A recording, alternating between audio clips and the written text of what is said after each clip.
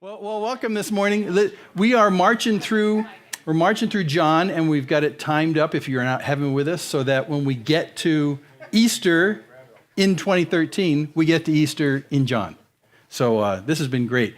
We have in the last couple weeks been with Jesus in the Garden of Gethsemane with his apostles, and we heard some great things in John 13, 14, 15, 16, 17 that he told them in private that we have on paper. And now we're the progress of arresting Jesus is in action today. And as we come on the story today, the day is dawning. It's been a very long night where Jesus has been with the apostles and has gone through different kind of kangaroo courts where they've had trumped up charges.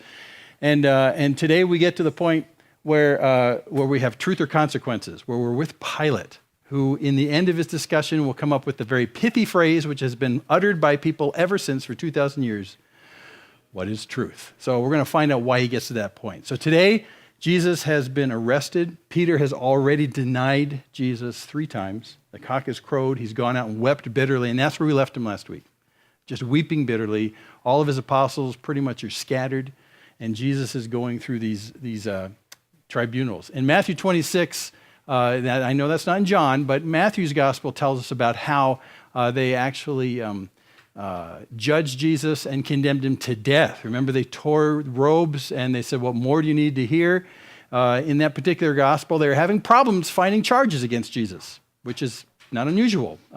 They brought in people to make up charges. They didn't hold water, so they couldn't hold legal standing. They were frustrated. Everyone's losing sleep. It's in the middle of the night, 3, 4, 5 in the morning. And then finally, Jesus admits that he's the Messiah. And they said, "What else do you need?" He's blaspheming. That's death. So they've condemned him to death before today. Now they have to carry out the judgment of that death. So what they do is we pick up the story halfway through John 18. In John 18:28, they parade him away from the high priest's house.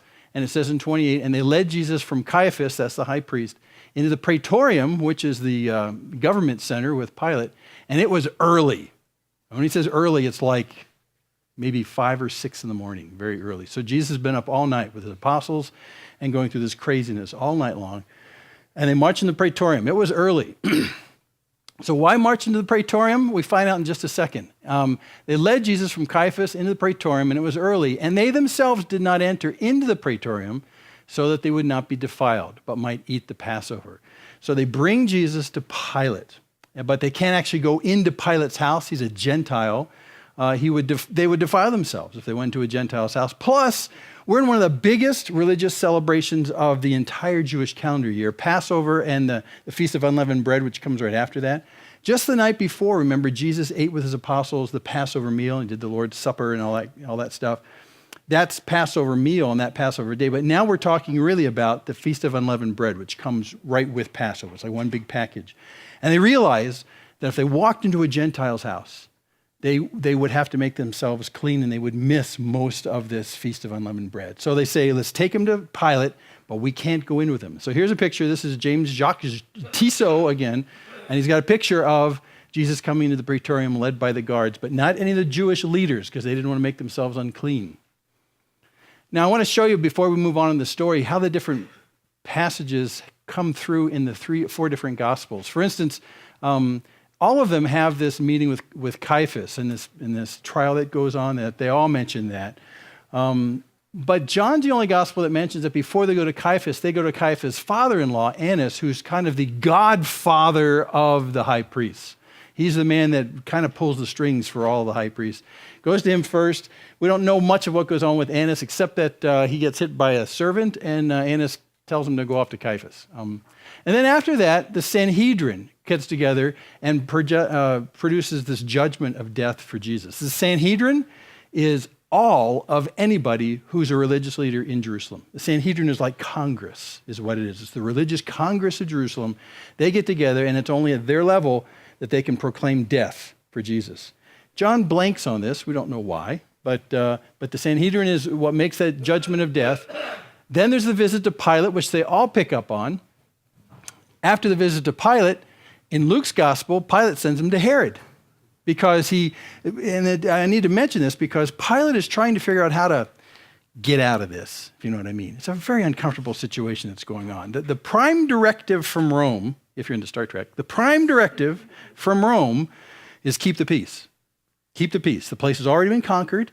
So people like Pilate and then people like him, their only thing is to keep the peace. So here this, wake me up in the middle of the night, things going on and all this, and so keep the peace. Well, Herod actually is a Jew. He's technically, legally in charge of the area north of there into Galilee, which is where Jesus comes from. So Pilate goes, we can put this off and have Herod figure it out, and I'm out of this thing. So he sends him off to Herod. Herod pretty much just thinks it's, if you actually read the gospel, we won't today, but Herod thinks it's just a wonderful opportunity to finally meet this man who I've never had a chance to meet. Hi, I'm Herod. You're Jesus? Good, that's wonderful. And literally, you read it, that's exactly what it is. Herod says, I'm glad to finally meet this guy. It was just a freak show for him in the middle of the morning, and he sends him back to Pilate. So there's a scourging that goes on where they scourge Jesus. That's Pilate's way of kind of doing a little bit of damage without necessarily taking the responsibility of killing him. No, Pilate did that actually. So he goes back to Pilate first. Herod's visit is very short. And the scourging happens, and then after the scourging, we're back to Pilate again. So really, to be accurate, you're right, Randy, there's a little Pilate thing between Herod and the scourging, but it's like a sentence. But he comes back to Pilate, and then Pilate finally does the judgment. So this is what's going on. Where are we today in John's gospel? We are right over here. We're between the first visit of Pilate and the scourging will come next week. So that's where we are. People ask, how comes the four gospels aren't identical? I mean, if it's one story, why don't they tell the same story? And we've talked about this before. John's gospel, we know, was written far after, decades after the other three gospels. It's very likely that John had a chance to read the other three gospels and to say, well, that's pretty good, but there's some parts of the story that got left out. I'm going to include those. So when you find in the four gospels stories that are exclusive to one gospel, many times they're in John. The overwhelming of them are in John. And the other one is in Luke. Now, Luke's got a bunch, but the unique one's in John. So it's very clear that John has said, I'm going to fill in the gaps for what you don't know. What we learned in the garden in John 15, 16, 17, you don't find that anywhere else. So clearly John's filling in the cracks for us, and so that's why they're slightly different. Okay, so let's keep the story going. John 18, we're in 20 to 32. Therefore Pilate went out to them, that is the Jews who wouldn't come into his house for fear of defiling themselves, and he says to them, what accusation do you bring against this man? Well, that's a perfectly normal thing to ask. He's the adjudicator. He's the one who's going to find justice here. So he says, what's wrong with this man? And he's presuming, I will judge whether or not this is a weighty matter. I mean, did he kill somebody? Did he cause insurrection? Did he cause disrespect for Caesar? I mean, what are the things? And all Pilate is listening for is keep the peace. What did Jesus do to not keep the peace? If he's not keeping the peace, I'll do something about it. But if he is keeping the peace, whatever. So what are you accusing him of? The Jews answered and said to him, if this man were not an evildoer, we wouldn't have delivered him to you. It's kind of evasive, actually, when you think about it. Hey, we brought him to you. He's guilty. That's all you need to know. And in their justice system, he is guilty. What's he guilty of? Blasphemy. He's guilty of claiming to be equal with God, when in their thinking, he's not. Well, that charge doesn't fly in Rome. So all they could say back to him was, well, we wouldn't have brought him to you so early in the day and woken you up from your sleep if he wasn't guilty of something, so there. Well, that's not enough for Pilate. For him to act, he's got to know more than that. So Pilate says back to them then, okay, take him yourselves and judge him according to your law. That is, if you're not willing to tell me what's wrong with this Jesus guy because you want to deal with it yourself based on your law, well, you just deal it with your law and I can go back to sleep. Have my coffee a little later, I'll be okay. Well, that would work, except blasphemy brings death. And they can't kill people. See, it turned out that not too long before this, as part of the peacekeeping kind of thing, the Romans said to the Jews that were ruling the area, they said, listen, you guys, you're kind of nut jobs from our perspective. Certain things happen, and you kill people. You have these public stonings. That's a bad thing. Tell you what, from now on, you Jews, you guys in charge, we'll do the killing, Rome. You guys do the judging. You can judge anything you want, but if it comes down to something you need to kill, that's Rome will do that for you. That's one of our services as being the occupying power. We'll kill anyone you want. But you guys don't kill. Now, if the Jews kill, what's their primary way of doing killing? Stoning, exactly right. So now we have an interesting problem, you see, because when you go back to the Psalms, Psalm 22, and you read how the Messiah is going to die, he doesn't die by stoning.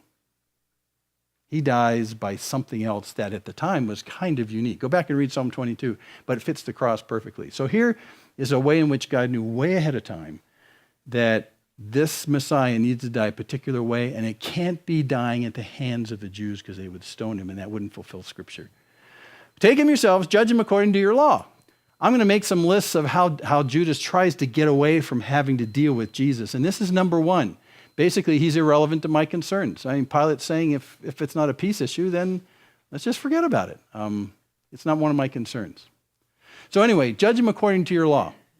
Well, the Jews said to him, well, we're not permitted to put anyone to death, which was very true. And then John puts in for us this line that I just described in 32. That's to fulfill the word of Jesus, which he spoke, signifying by what kind of death he was about to die. In fact, Jesus never said he was going to be crucified, but he said he would be lifted up. And that was a metaphor for being crucified. So everyone knew he wasn't going to be stoned because Jesus himself predicted. If he had been stoned, then one of Jesus' own predictions, one of his prophecies, would have been untrue. And if one prophecy is untrue, then the prophet is false. So that's how God's rolling this together right here. And what psalm was it again? 22, Psalm 22. Yeah, Psalm 22. So Pilate pursues the matter more deeply. 33. Therefore Pilate entered again into the praetorium. He leaves the Jews outside. And he summoned Jesus and said to him, are you the king of the Jews? Come on. Are you? You know, you can play this any way you want to, depending on how you emphasize the words. Are you the same? Are you the king of the Jews? Are you the king of the Jews? Are you the king of the Jews? Those guys outside who want to kill you right now? The whole line is just full of irony. Are you the king of the Jews? In which case, why did they tie you up? And if you're the king of the Jews, why do they outside hate you so much? And if you're, and if you're a king, don't you have an army? I mean, it's the whole thing is just ludicrous. You would never go to Rome and walk up to Caesar and say, so, are you the king of Rome? He'd say, yeah, swing, and have 5 guys kill you. So there's power, and there's might, and there's control, and there's dominion, where people listen to what you say and do what you say. And Jesus isn't carrying any of that stuff. He's in exactly the opposite place. So he just asks him. It's a good discussion starter. So, king of the Jews? You? Jesus' response. Now, are you saying this on your own initiative, or did others tell you about me?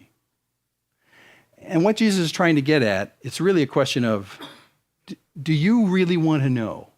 Or are you just following up on a rumor? I mean, is this a question that you've come up with? Is this a question that you have a vested interest in knowing the truth about? Or are you just kind of following up some kind of crazy accusation? I mean, do you really want to know? It's a way of Jesus saying, do you really want to know if I'm the king of the Jews? Really? I mean, really? So Pilate answers and says, hey, I'm not a Jew, am I? Your own nation and the chief priest delivered you to me. I mean, so what have you done? So he's basically saying, I'm a Jew. I'm not a Jew, so why would I consider you a king? I don't care is what he's saying. I really don't care. I'm not a Jew. Your own nation, the people outside the door right there, the chief priests, all the people in power, they delivered you to me. I mean, it's their problem, not my problem. So gosh, what have you done to those guys? So Pilate is clearly taking himself out of the center of the thing, saying, not a Jew, don't believe in the king of the Jews, but man, you must have done something really wrong because those guys outside the window, they don't like you at all. What have you done to these guys? To tick off the entire ruling religious class of Jerusalem. What did you do? But I'm not a Jew, so it's really not my issue, but I'm just kind of curious. So here's another way in which Pilate kind of tries to get out of it. And then Jesus answers very curiously, but right to the point. My kingdom is not of this world. If my kingdom were of this world, then my servants right now, they would be fighting so that I would not be handed over to the Jews. But as it is, my kingdom is not of this realm.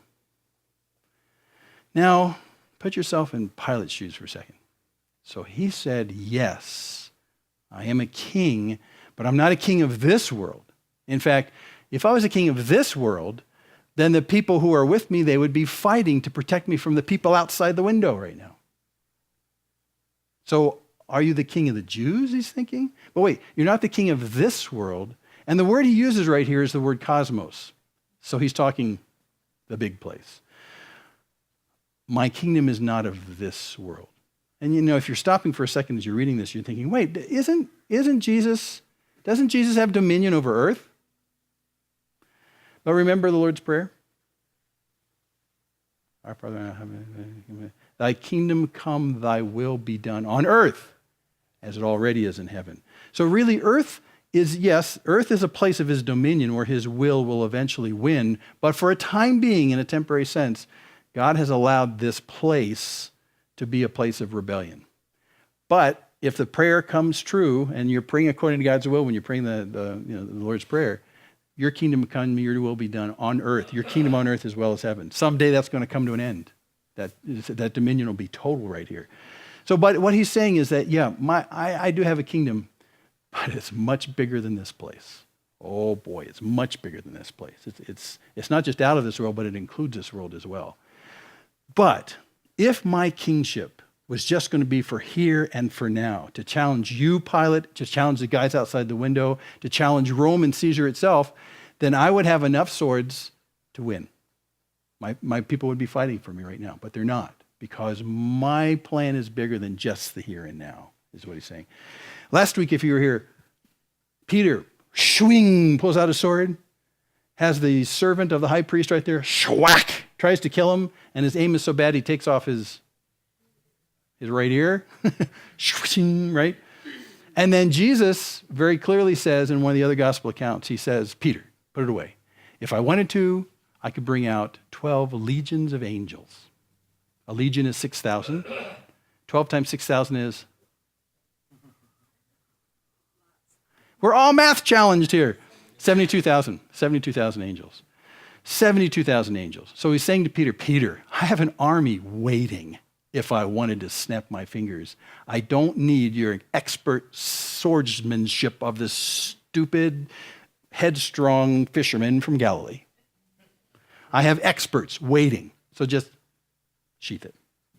Oh, by the way, we'll put that ear back on. Puts the ear back on. So clearly what Jesus is saying then, and he's saying right here, is if I wanted to fight this right now with those guys outside who were screaming for my death, if I wanted to fight this because this is my kingdom right now, no sweat. No sweat. What I'm doing is I'm doing something that's going to enable this kingdom to come to work. And what is it he has to accomplish to make the coming kingdom work? He has to die so that someone will be in that kingdom. Us. So here's the king who has the incredible military reserves of all of heaven. And oh, by the way, we mentioned this last week. It only takes one angel to completely destroy Jerusalem, because that's what happened during David's time. So you got 72,000. That's kind of an overkill thing. So he has all the power and might of heaven. And he could by force command this moment. He could by force overrule Pilate, overrule all the guys outside, take up his throne in Jerusalem. He could bring all the ire from Rome down and even win against all of Rome if they sent out troops. But he says, that's not the way it's going to go down. He's more stronger than all the nuclear warheads in the world. Because actually one day, a day is coming when a new heaven and a new earth will happen and everything else will be rolled up.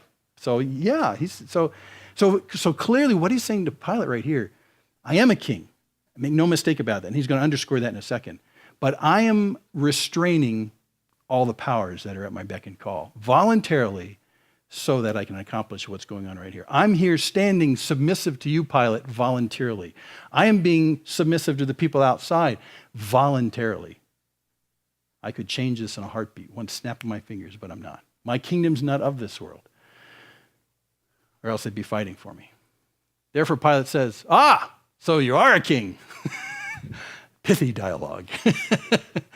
But I think when Pilate says that, it sounds more like this. So you're a king? Again, I can't put this together. I mean, you're Pilate for a second. Jesus just told you that he is a king, but his kingdom is not of this world. So if it's not of this world, then where did he come from? Is he talking about just not of the Roman Empire? Maybe he's from China. No, he's using a word that make it sound like the entire universe. So you think you're a king, but you're not a king from this world, like you came from somewhere else as a king. So you're a king? You see what he's saying? None of this is making any sense to him. This is crazy talk. This is lunatic talk, is what this is. Lunatic talk. So you're a king, which is actually a question that says, can you tell me a little bit more what you're talking about? Here's where Pilate basically says that Jesus can be someone else's king. He's just not my king. I mean, so you're king. I don't care, but I don't care who you think you're a king of, but I don't think it matters to me because you're not a threat to my kingdom. So basically he's getting out, Jesus can be someone else's king, but hey, he's just not my king. Anyway, so Jesus does further elaborate on, so you're a king? And Jesus answers, well, you say correctly that I am a king. And for this I have been born. And for this I have come into the world to testify to the truth. And everyone who is of the truth hears my voice. Now, in my thinking, that didn't help Pilate at all. I mean, not at all. Okay, so you're not a king of this world. Where'd you come from? Out of this world. And I think at this point, Pilate has finally figured out I've got a lunatic on my hands. You say correctly, I am a king. I am a king. I really am a king. And this is why I've been born. I've been born for the very purpose of this kingship. And for this, I've come into the world, which means I am from out of the world. And the purpose to come into the world, to testify to the truth. What truth? That he's the king. That he's the king. And everyone who is of the truth, that is everyone who embraces that truth, hears my voice. They get it. So when I say I'm a king, they get it. They get it. So now Pilate's in this position where Jesus says, yes, I was born to be a king. And I was born basically to testify to the truth that I am that king. I've come from out of this world into this world. And pretty soon he's going back out of that world again, actually. But I've come into this world for this very purpose, to proclaim. Who is he proclaiming the truth that he's the king? Who is he proclaiming to? The Jews and everybody else. Everybody else. This is Jesus' way of saying, I have served notice to all humanity. I'm the king. Now, if I were to come to you today and say, I'm the king, and I'm not talking Elvis king, I'm talking the king, I'm a king of power, you would probably think that I lost a little bit this week. Yeah, you'd probably think he's off his rocker. I mean, on what basis would he claim to be king? I mean, let's see your army. No army. Let's see your followers who agree with you. I don't think that's any of you. Yeah, that wouldn't be there. On what basis am I a king? I'm a king. So, and then if I said I'm a king, but by the way, I'm not from here. I'm a king from out there. And I'm here to proclaim to you that I am the king of everywhere. I mean, you think I'm crazy. So at this point, if I was Pilate right here, I would ask for some proof. Wouldn't you ask for some proof? I mean, show me why it is you think you're the king. I mean, show me something. March some soldiers in here. Show me something that proves that you're a king, that you have some kind of extraordinary authority that I can't see, because frankly, you're standing in front of me with your arms tied. I don't see the authority. So prove it. Now, isn't that where you would go? See, if I write the Bible, that's where I'd go next. Pilate would ask, prove it. And Jesus would say, have you seen any of my miracles? Well, no. Like what? Well, have you heard of this guy Lazarus? Oh, I did hear about Lazarus. Yeah, just right across the valley. Did he really raise from the dead? Hey, that was me. Oh, and you mean you have power over death itself? Yeah, because I'm not from here. I'm not from the Deathland. I'm from outside Deathland. Ooh, I need to look into this. I'm going to ask some of my people if they were there. Hey, psst, psst, psst. Did Jesus raise a guy from the dead? Yes, he did. I saw it with my own pair of eyes. Wow. And you could start this whole process of trying to figure out whether this guy is a king who has power and authority that's beyond this place. And Jesus could make a great case, and Pilate could find enough witnesses. He could have his own little mini trial right here, and eventually Pilate would say, whoa, you are from someplace else. I'll vote for you for king. But that's only if you really want to be objective and you really want to know the answer. The problem is most people have already made up their... Yeah, if you're not afraid of losing power, yeah. But the risk, what if he really is the king? I mean, Pilate has already submitted to the other king, Caesar in Rome. And if you don't submit to that king, you get in big trouble because that guy's in charge and you are not. And he can say something and you have to jump when he says jump. I mean, that's the way kingship and authority works.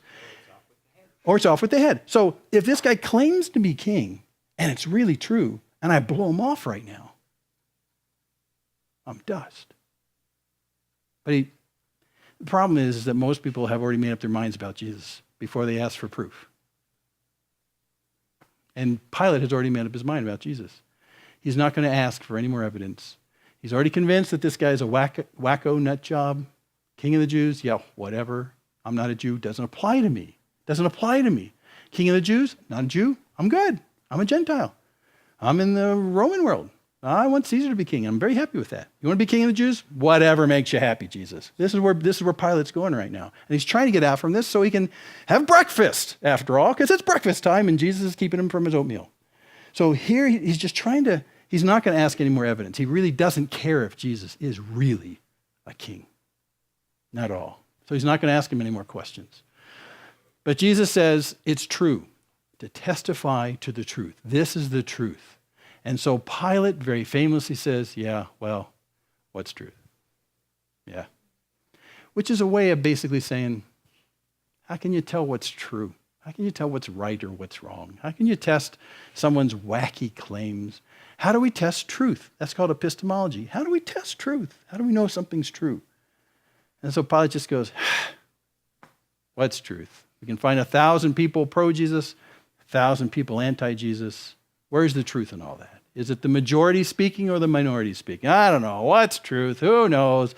And I just don't want to figure this out because my breakfast is waiting. Truth, truth, truth, truth, truth. I don't care. And that's where Pilate's coming from. Again, it's not an unrest and a lack of peace situation in the kingdom. He's just tired of trying to mess with this. And I don't think he wants to be. And I think that's really, it was a Greek philosopher who was the first one to say that people believe what they want to believe. They have a pre-filter of what they want, and they'll listen to facts that support that, and they'll be deaf to the other parts because they just don't want to go where that's going. I mean, I had a guy on the phone years ago. We just started a conversation. He is LDS. And he just brought up one issue. Really nice guy, very pleasant conversation. No one's yelling at anybody. And when I started to talk about some issues, and he just went, whoa, wait a second. He said, I don't think I want to go down this path. And I said, why? He says, well, because if it goes to where I think it's leading, it's going to cost me too much, and I'd rather not know. So I've already made my mind up. So let's not talk. Oh, how about those jazz? But anyway, at this point, Pilate is just trying to dismiss and let's just be done with this. And so that's one way I say Jesus, he's saying is not supernatural. His claims aren't true. Because if he had even an inkling that Jesus was even a tiny bit supernatural, you wouldn't dismiss this quickly because you could be in deep doo-doo. I mean, it would be a bad deal. So even in Rome, with the Roman religious system and the gods, you didn't offend the gods. You didn't even come close to slightly offending the gods because, gosh, you just don't know what they're going to do. They're all powerful. If you make them kind of mad, I don't know. I mean, one of my kids might die or something. So they were very careful. If he had an inkling that Jesus was at all some kind of supernatural origin, like he says, I'm from out of this world. So he completely disbelieved. He says, I don't think so. Not true.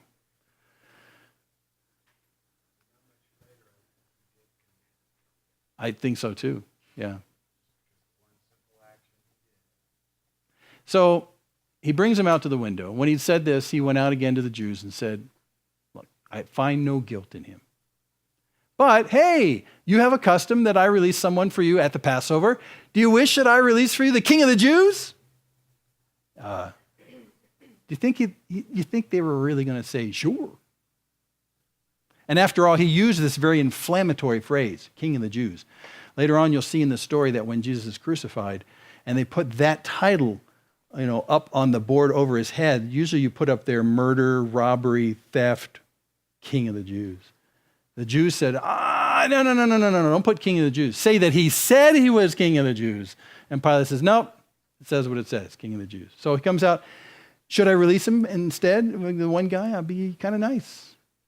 Now, why is he doing this? You ever thought, why is Pilate doing this? Because he doesn't want to make the decision? I think that's part of it. Why would he do this? Well, here's the deal. And until you unwind this a little bit, the people up to this point who have been anti-Jesus, is it the crowds that watched Lazarus being raised from the dead, or is it the religious elite? Religious elite. And they're the ones that marched into the praetorium. But now that it's daybreak, there are people from all over Jerusalem saying, hey, what's going on today? It's very likely that this crowd outside here wasn't just the religious elite. It was all the people who've been watching Jesus for a couple of years when they see this going on. There could very well be, in Pilate's thinking and in mine as well, people who are pro-Jesus in this crowd. So instead of appealing to the religious elite, maybe if I appeal to the people who like Jesus, who are likely in this crowd, and say, hey, I could release somebody. What do you think? And in doing this, he'd be legal with the Jewish elite because he'd say, hey, it's one of the things I can do mercy thing. That's what I'm supposed to do. Part of my job. Hey, my job. Get off my back. Doing my job, but I can release somebody. And at the same time, make the crowds happy, boost their enthusiasm and their encouragement about this entire thing. It'll look like Rome is doing something for them, and their enthusiasm will overrule the negative enthusiasm of the religious elite. And be a crowd effect. And with the crowd effect, I can get Jesus out of my hair, and we'll be all done. And you can't go to Rome and say, Caesar, Pilate let this guy go. Because Pilate could say yes, but we have this tradition. I mean, it's a perfect political maneuver. Make everybody happy and get the whole thing out of your hair. And it takes a decision out of his hands. It's beautiful. If you want to learn to be a politician, read this. Wash your hands of it. Say it's our tradition. Make this group happy and give you a plausible deniability for the people that are against you. It's just beautiful. It's exactly what he's doing. I don't think he really thinks it's going to happen, but let's just give it a whirl. That's what he's doing. Do you want me to release King of the Jews? It's his way of saying, hey, I don't hate Jesus. I mean, I'm kind of a third party in this whole thing. I'm totally neutral. You can have your Jesus, you people down there. I don't really hate him. I got to make my wife happy. Yeah, and you mentioned his wife. You mentioned his wife, Drew, because this gospel does not mention his wife. But his wife does come right at this juncture. I mean, just right before this. And comes and says, listen, you got to let this guy go. You got to let this guy go. She's deeply disturbed by the dream she has about him. So Pilate's kind of wiggling from all different directions. What do you say we just let him go? I don't hate Jesus. I'm not pro-Jesus, but I'm not anti-Jesus by doing this. Can't you see I'm just the objective bureaucrat? But instead of the followers crying pro-Jesus, they cried anti-Jesus. So they cried out again saying, not this man, but Barabbas. Another guy that's in jail right now. Yeah. Barabbas. Now, Barabbas was a robber, which is an understatement. He was a robber, and in the other Gospels, we find out he's not only a robber, he's a murderer, he's an insurrectionist. I mean, he's exactly the kind of guy that Rome says, get him off the street right now. He's going to cause unrest. We're going to have to send troops to stop what this guy Barabbas does. He's exactly the antithesis of Jesus. And by the way, there's a little bit of language irony in his name. Abraham is the father of nations. The Abba, father, Abba, or Abbas, father. Bar, in this particular means son. Son of the Father. We're swapping one son of the Father for the other son of the Father. And actually, you could make a case for the fact that Barabbas is not the son of Heavenly Father. He is the son of Satan himself, the other father. Exactly what Jesus had claimed about the Pharisees earlier. Yeah, you are a son of your father, but your father's the devil. Ha! And they almost got him then for that. So interesting kind of play on words right here. We swapped two sons of two different fathers at this point. Barabbas was a robber. He was a murderer. He was an insurrectionist. He was just a bad guy overall. And they say, we want him instead. Now, the question is, if Pilate is trying to make a ploy to get the populist people who are pro-Jesus to enter in and get a little momentum going to fight this thing, Why didn't they? Why didn't they respond? It's a huge religious holiday. It's a huge domination by the religious elite in this entire thing. Right. It's like the reason a lot of these guys are in town is because of what the religious elite is running this week in terms of Feast of Unleavened Bread, Passover. It's their show, exactly. And never underestimate their ability to kind of go amongst the crowd and say, psst, Barabbas, psst, Barabbas. Yeah, this is their show this day, and they're going to make this happen. And actually, the threat is, if you don't do what we say, if you don't scream out Barabbas, if you don't scream out crucify him, then you might be next on the list. It's the very thing that scared the apostles so badly that they went psh, and just got gone. Yeah. So there's great fear in the air. I think that's why they said, no, let's take Barabbas. Take Barabbas over that other guy. Okay, let me wrap this up.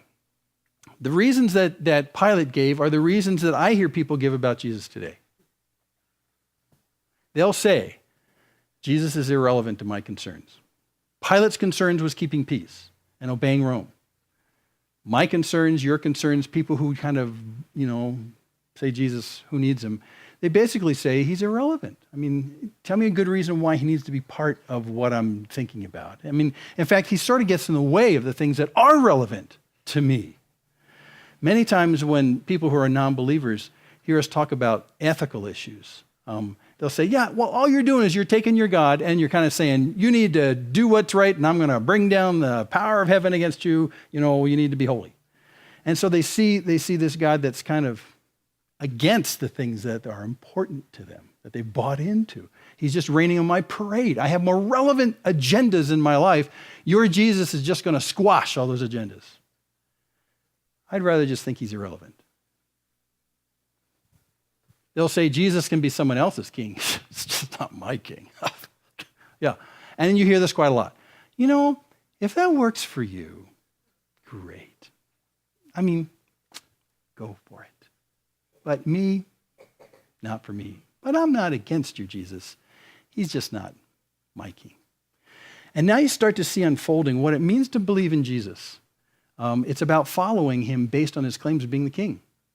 If you were to walk into the room when Pilate was right there and say, Pilate, do you believe in Jesus? Do you believe he actually exists as a historical character? Well, here he is. But did he believe in Jesus? Did he believe his claims about coming from out of this world and being a king of a much larger domain? And as a result, have to submit himself to the authority and power of this new king? Did you see all that kind of stuff? No. And that's really what's different when we talk about believing in Jesus. We're not just believing about the historical existence of Jesus, because Pilate will say, yeah, I saw him, touched him, I talked with him. He's a crazy man, but I saw him. But believing in Jesus is believing his claims to be the King of Kings and the Lord of Lords, the one who started from outside of this world, who came into this world to bear truth about who he is, for that very purpose, to bear truth about who he is, and then to gather to him those who believe that truth and accept his payment to make us worthy to be citizens in his kingdom. That's what believing is in one big paragraph. Sure, he can be your king, just not my king. I think I've told you this story before. A friend of mine was talking to a Jew and then we're reading through Isaiah 53, which has an extraordinary resemblance to Jesus. Extraordinary resemblance. If you've never read it, just read Isaiah 53. And so my friend was talking to this Jewish guy who's not a believer in Jesus and said, well, look, sure sounds like Jesus to me, historically speaking. And the Jew came back and he said, well, yeah, if you want him to be your Messiah, go ahead, but he won't be my Messiah. And then my friend tried to explain to him that if he's not the Jews' Messiah, he's not the Gentiles' Messiah either. It's one and the same kind of guy. But this guy was basically saying the same thing. He wasn't saying, I judge you for being a follower of Jesus as though he's the Messiah. If he's your Messiah, well, that's okay. He's just not my Messiah. Well, no, he either is the Messiah or he isn't. That's the whole thing. He is or isn't. He also, same Pilate said that, he's not supernatural. His claims just aren't true. He's just a man. And you hear this all the time as well, too. Jesus might have been, they'll say, a very accomplished, maybe very charismatic teacher and preacher and whatever. He was a bigger-than-life kind of guy. But supernatural? Yeah, let's not go there. Because after all, no one can be supernatural. We're all human beings. And you'll hear that a lot. part of believing who Jesus is to believe that he's not just one of us. He came from someplace else and was born for the purpose of proclaiming the truth of who he really is as king, and we follow.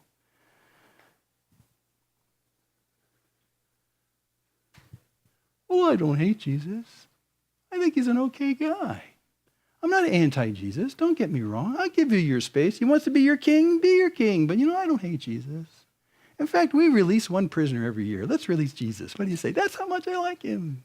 He's just not my king.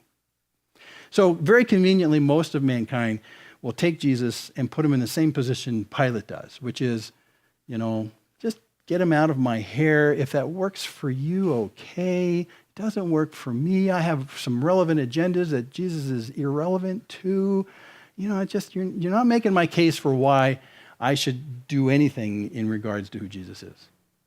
Now, the reality is, and this puts a sharp edge on it, if someone really is the king, that is, they have behind them all the authority, all the power, all the ownership and dominion of the place where you sit right now, and you completely blow that off, you're in deep weeds because this place is his. Let me just explain to you what I'm talking about. You could be neutral like Switzerland when it comes to Jesus, but you can't be neutral about Jesus. Being neutral will just get you invaded by the Nazis. That's my little metaphor of the thing. You can't be neutral about Jesus. You have to either be for him or against him. And why? Because his claims are so over the top. Jesus himself said in Matthew 16, "For what will it profit a man if he gains the whole world and forfeits his soul? Or what will a man give in exchange for his soul? Because for the Son of Man is going to come in the glory of his Father with his angels and will then repay every man according to his deeds." The king is coming. And the second time he comes with all the authority and power of heaven.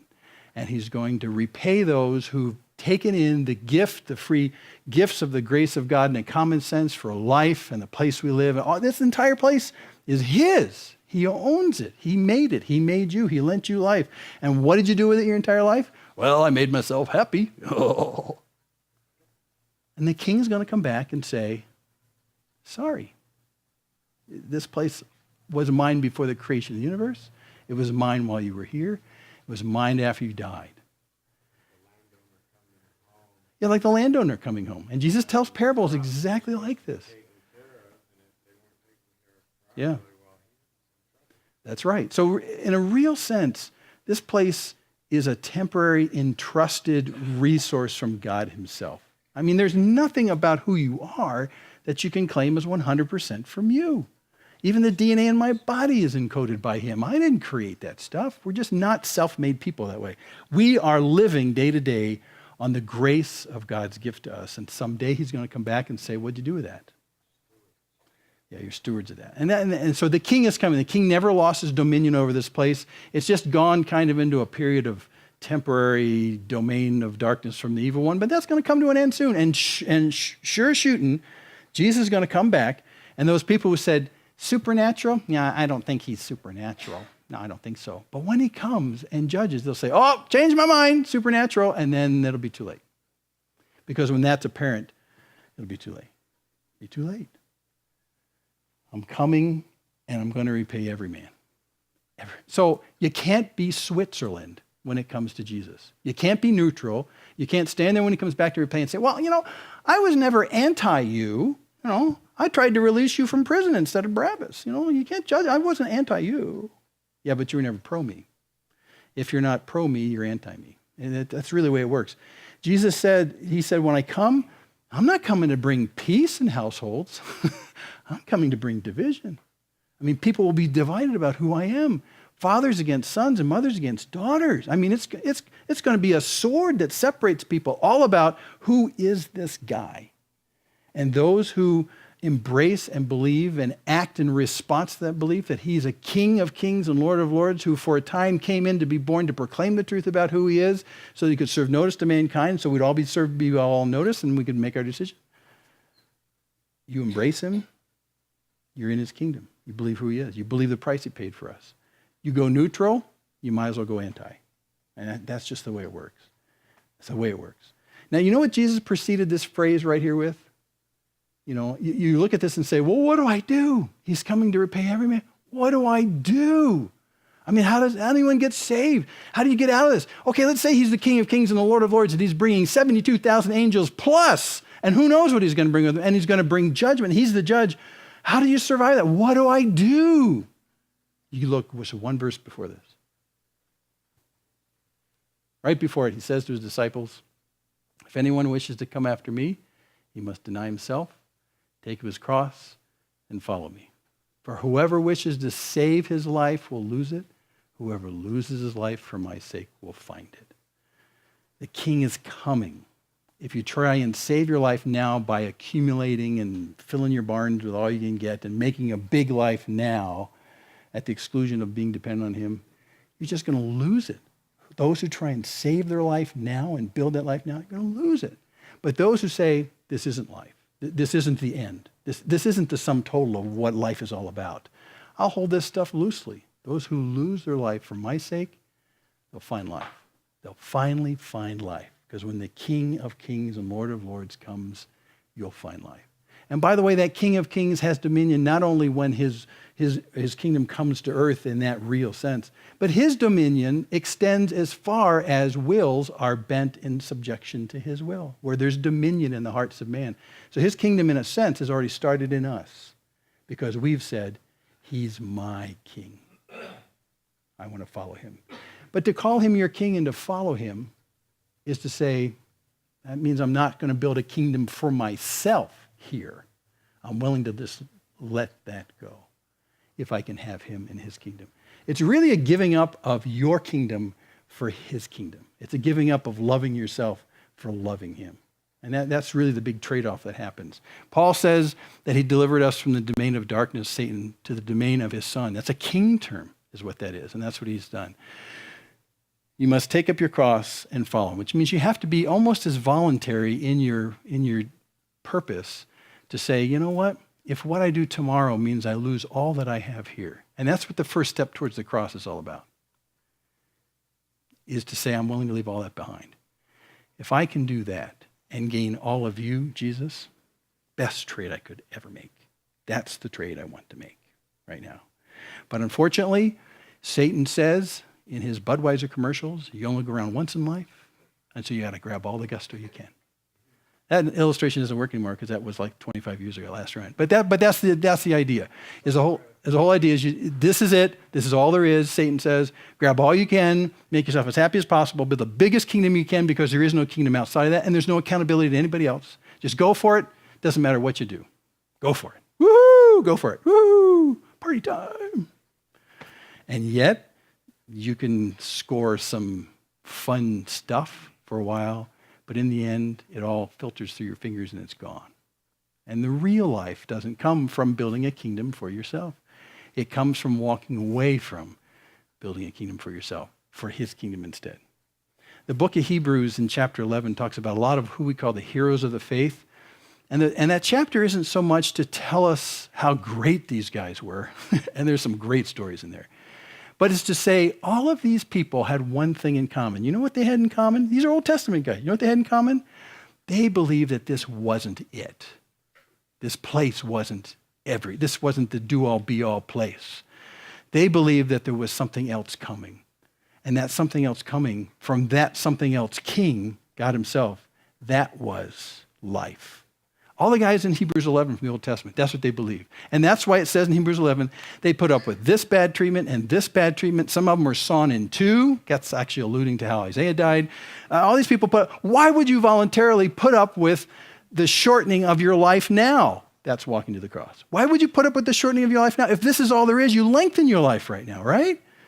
And he says in Hebrews 11, it's because they knew there was something so much better coming. So much better coming. So much better coming. It says of Abraham that he was a man who was looking for a city whose designer and builder was God himself. A place of life that God himself would be the source of and be in the center of. And in the very end of the book, in the last chapter of Hebrews, it says that here we don't have a city that lasts. That is, we can't build something that's going to last here. This is just a temporary thing. But someday the king is coming. And he's going to come to bring judgment, to right wrongs. He's going to come to love those who loved him and embraced him. And he's going to establish what all these people in Hebrews 11 and ourselves as well, by extension, have been looking forward to, the king, when the kingdom of heaven and the kingdom of earth are one. And that's what we look for. Yeah, JC. At the end of the 27, when he says we will reward each person according to what he has done, Uh-huh. how do you get that away from like the works-based gospel? Oh, I'm gonna great question. Yeah, here's what it says right here. What we do, Jason, what you do, what you've been doing. Right. But that's not pertaining to salvation. That's not pertaining to salvation. Now, the question was how do you separate works salvation, which is wrong, from repaying them according to the works, what they've done? And no, because if you look at the whole spread of the New Testament, and it's not what it's about. So what is it about if it's not works that bring you to salvation? And actually, when he says according to what they've done, every time you see in the New Testament or Old, according to what they've done, that implies against what they have said. There's a hypocritical thing where, your parents would say, do what I say, not what I do. But if you want to know the true nature of a person, look at what they do. So this is a way, in the ancient way, they would say, we're going to look at who you really are, and the best way to do that is reflected in what you do. So it's not a way that you can actually work yourself to salvation. It's the fact that the works themselves reveal the hidden true you, despite what you say as a hypocrite. That's what he's really saying when he says that. So it's as though, when we get there, we're not going to be judged based on all the great things we said about Jesus. But I love Jesus, and I never was against Jesus, and I love good, and I love truth, even though I lied my pants off. And but what you're going to be judged on is not what you say, but what you've done, because that always will betray who you are. That's what he's getting on that. So here's where one magistrate and the King of Kings and Lord of Lords have a great conversation where if the magistrate had decided that I need to find out who this guy really is, Jesus would have shown him. But the magistrate was already in with Rome, good friends with Caesar, was already in the right authority system, didn't really want to find out whether this Jesus is who he said he was. He was just looking to sort of get the day moving. And legend has it, with some other writings, that he finally realized who Jesus was. And I kind of think he was too. But yeah, he gets erased out of the history of Rome, which is really quite unusual. When you talk about prominent guys, for years historians used to say, Pilate must be a fictitious guy, because we can't find him anywhere in the records.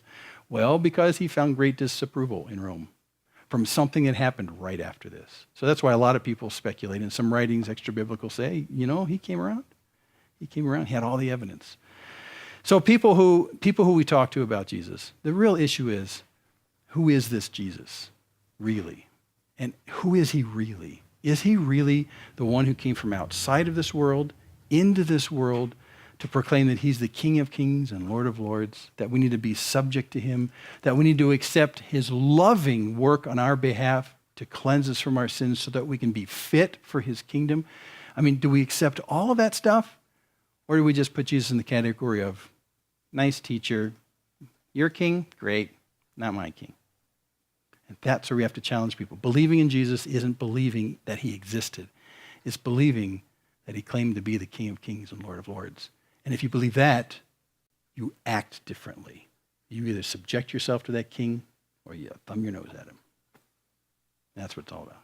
Next week, we'll finish the discussion with Pilate. What John does so interestingly, in contrast to the other Gospels, he spends nearly 2 chapters on Pilate. 2 chapters on Pilate. So Pilate and Jesus are not done yet. We'll spend next week looking at the end of that. And we'll close out where the magistrate and the king disconnected. Okay, let's pray. Father, thank you for your loving word to us. And thank you for the warning that it is in so many ways, and for the wake-up call that it is in so many ways. Here's your Son, the King of Kings and Lord of Lords. With the end of Matthew says, all authority has been given to him, who stands in front of a mad crowd and a middle management bureaucrat who decide that they want to kill him rather than to listen to his claims. And Lord, it breaks my heart. I think of so many people I've talked to over the years who have already made up their mind about Jesus and who would prefer, in order to preserve their lifestyle, would prefer that Jesus isn't who he claims to be. And so in their broad-mindedness, allow me to accept who he is, but it's just not for them. And Lord, it troubles my heart to think about how history will unfold for them. And Lord, for those who are our friends and our families who don't understand as well, I pray that you build in us a growing heart of compassion for those who are walking in a certain way to judgment without any resources at all and don't know it. There is a king who's coming back, whose first coming was predicted over centuries by men of God, and who himself said he was coming back to finish things. And so it's going to happen. And there are so many that are unaware, Lord, just so many that are unaware. So give us hearts of compassion and concern, because the clock is ticking down and we can hear it. And your return, although it thrills our hearts, will be a terror for those who don't know you. So Lord, thank you for your loving kindness to us, that through your Spirit you whispered in our ears, our hearts listened, and we wanted to know, and you gave us an understanding who you are, and we were overwhelmed by your loving kindness, and it's the kindness of God that drew us to salvation, your kindness. So Lord, make us vessels of that kindness and of that truth, that unwavering truth, that the King of Kings and Lord of Lords is coming back again, but he came the first time to make you worthy to be a citizen. Do you want to be a citizen in his kingdom? So give us boldness to proclaim that and a compassion for those who haven't understood yet. So thank you now for all you've done for us in drawing us to yourself. In Jesus' name, amen.